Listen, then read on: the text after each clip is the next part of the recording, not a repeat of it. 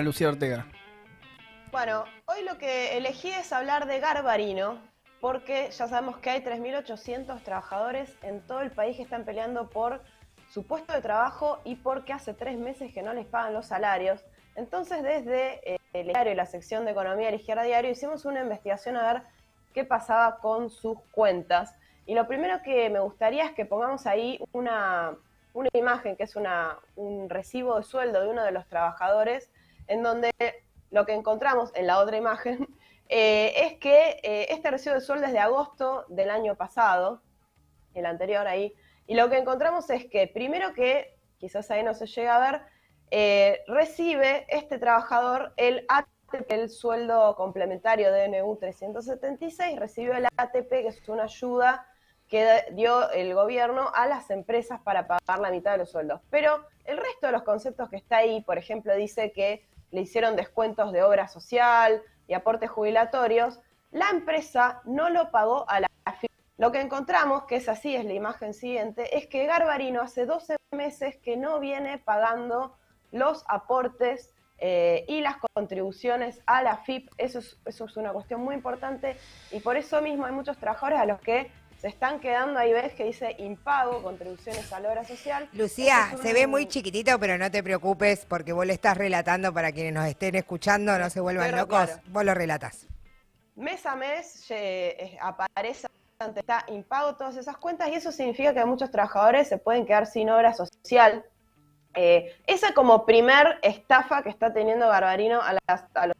Una segunda estafa, para contar algunas entre varias, es que la empresa realizó 1.500 suspensiones este año, amparándose en un decreto que decía que podía hacer suspensiones con rebajas salariales, que ya hemos denunciado acá, en el marco de las medidas sanitarias y los cierres por la pandemia. Pero Garbarino lo hizo por fuera de ese contexto, ¿sí? Por fuera del contexto sanitario, aplicó los descuentos en los sueldos de marzo y abril y además los aplicó sobre el básico y no sobre el neto. Esas son algunas de las estafas que le está haciendo a los trabajadores. La más importante de todas es que no les está pagando los sueldos, ¿no? Ahora, ¿por qué ocurren estas maniobras? Son fraudes en el marco de un plan más general del nuevo dueño, que vos ya lo conocés, Tom, Carlos Rosales, sí. Un nuevo dueño que está buscando con todas estas maniobras, se sospecha, llevar una reconversión de la empresa. Claro, lo mismo que hizo en Radio Continental, básicamente. Exactamente, llevar una reconversión que implique reducirla, ¿no? O sea, despedir trabajadores. Para recapitular un poco de dónde viene todo esto, le pregunté a Guadalupe Bravo, que es la responsable de la investigación en la sección Economía del diario, y esto es un poco lo que nos contaba respecto a algunos datos que surgieron de la investigación. Lo que pudimos observar en los balances contables es lo que nadie cuenta también. Es un crecimiento significativo, mayor al 100%, del endeudamiento de la empresa entre 2017 y 2019. Otro dato significativo está relacionado al patrimonio neto negativo que presentó la empresa en 2019. Esto sencillamente quiere decir que sus acciones se volvieron negativas. Y esta situación en ninguna empresa puede durar más que un tiempo considerable, porque básicamente no es rentable para sus accionistas. Ahí hay un primer resultado. Encontramos que es que la empresa, antes de que la compre Carlos Rosales, en el 2020, se había endeudado y no se sabe de dónde sacó ese préstamo, a dónde fue ese dinero, ¿no? Posteriormente, Carlos Rosales la compró por $1 para hacerse cargo de estas deudas, supuestamente, y sacarla adelante, o sea, la tomó casi gratis, sobre todo deudas con, como decíamos, la FIP, proveedores, comercios, ¿no? Bancos, pero a nosotros nos importa también la deuda con los trabajadores, ¿no? En los primeros 6 meses del año pasado, cuando la compró, el Estado le dio subsidios para pagar los sueldos, le pagó la mitad de los sueldos a todos con estos subsidios. Pero cuando se terminó ese subsidio del ATP, les dejó de pagar directamente y en los sueldos liquidan montos que nunca recibieron, como acabamos de mostrar recién, por ejemplo, el de la obra social. La deuda, estimamos con los trabajadores, 3.800 trabajadores, ronda los 800 millones Y además de eso, hay otros 1.200 trabajadores que fueron obligados a aceptar el retiro voluntario y que todavía no cobraron con lo prometido. Lu, es Sí. todo bastante un escándalo, ¿no? Vos vas relatando así y vas sumando escándalos esta situación de Garbarino. Tengo más. Los tengo algunos más. aportes, el salario, etcétera. ¿Qué pasó con el Estado? ¿Alguien dijo algo respecto de esto? ¿Alguien Bueno, le esto dijo a viene- Garbarino, usted no puede hacer todo esto Poné que la está plata, haciendo? Garbarino.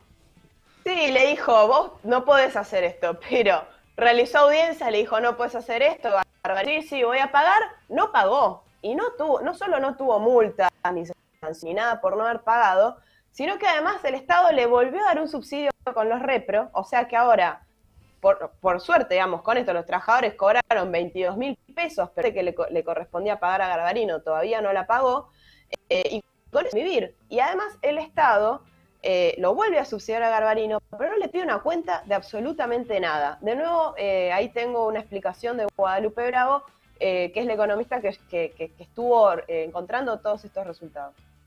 ¿Por qué decimos que es una estafa? Porque les hacen recibos de sueldos donde les liquidan montos que no son los que reciben en mano, figuran aportes patronales, pagos a la obra social, descuentos que la empresa no paga. Es más, hay testimonios de trabajadores que cuentan, por ejemplo, una trabajadora de embarazo de riesgo que se ha quedado sin obra social, que es algo terrible, incluso en plena pandemia, no tienen cómo pagar los alquileres, van a ser desalojados. Se trata de una gran estafa a los trabajadores por parte de estos empresarios que siguen siendo millonarios. Los garbarinos aparecieron en el ranking de Forbes. Carlos Rosales es un empresario millonario, pero lo que hacen es apropiarse de la ganancia privadamente y socializan las pérdidas. Bueno, ahí Guadalupe tomaba algunos datos, agrego otros. En una investigación que hizo Leandro Bona sobre fuga de capitanes, los garbarinos, o sea, antes de venderse a Rosales en el 2001, están en el listado de los que fugaron dólares con la corrida cambiaria del 2001. Los hermanos Daniel y Omar están en el listado de Forbes entre los más millonarios de la Argentina en el 2018 con 500 millones de dólares, ¿no? Y así podemos seguir. Es una empresa que tiene una parte del mercado, un 22% del mercado, ¿sí? O sea, tiene espalda para dar respuesta a esto. De hecho, Carlos Rosales, como vos también habías planteado aquella vez, Tom, salió en una nota hace poco diciendo que las ventas aumentaron un 1000%. Entonces, ¿qué pasa? ¿Por qué no sabemos qué pasa con sus estados contables? ¿Dónde está ese dinero? ¿No? ¿Por qué no le paga a los trabajadores? O sea, lo que hay acá es un secreto comercial. Sobre esto último, también una última explicación de Guadalupe y ya cerramos. En esta situación aún es incierto a dónde va Garbarino. Por un lado podrían solicitar entrar en concurso de acreedores, que es la antesala a una quiebra, pero hay que destacar también que existe un secreto comercial que impide tener un conocimiento completo de la situación real de la empresa, de este fraude que se empieza a consumar. Garbarino es una empresa que ha sido fugadora. Los Garbarino figuran en listados de fuga de capitales, y los 3.800 trabajadores que están peligrando su fuente de trabajo no tienen una herramienta para saber realmente cuál es, como podría ser la apertura de los libros de contabilidad, que es una demanda muy necesaria para que puedan saber cuál es la situación real de la empresa, ¿no? Bueno, el secreto comercial, ¿sí?, es lo que protege a las empresas e impide el acceso a la información completa. Para los trabajadores es vital importancia saber cómo está Garbarino, cómo están sus cuentas, de dónde podrían sacar la plata para pagarles los sueldos, y además denunciar el vaciamiento del fraude patronal que está realizando, que es una maniobra típica que hacen las empresas para despedir gente. Es lisa y llanamente así. Las leyes están hechas a medida de los empresarios que arman y desarman empresas. Incluso con la herramienta de curso y la quiebra necesitan demostrar crisis, ¿sí? Simplemente presentan documentación y levantan el proceso.